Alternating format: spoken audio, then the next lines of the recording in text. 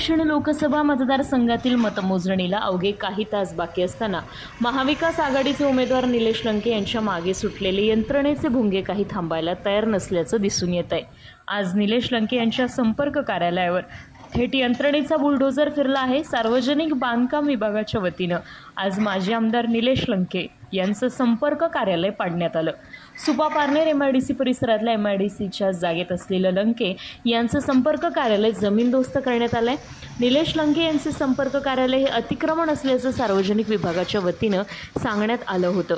संपर्क कार्यालय स्वतःहून काढून घेण्याची नोटीस सुद्धा यापूर्वी देण्यात आली होती, मात्र संपर्क कार्यालय हटवण्यात न आल्यानं आज सार्वजनिक विभागाने कारवाई करून निलेश लंके यांचे हे संपर्क कार्यालय जमीनदोस्त केले आहे।